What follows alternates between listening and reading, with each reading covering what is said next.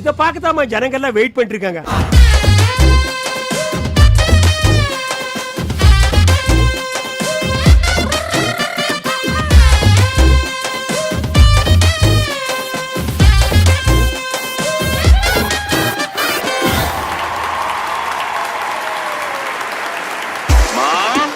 மாயண்ண வந்திருக்காக, மாப்பிள்ள மொக்கச்சாமி வந்திருக்காக, மற்றும் நம் உறவினர்கள்லாம் வந்திருக்காக.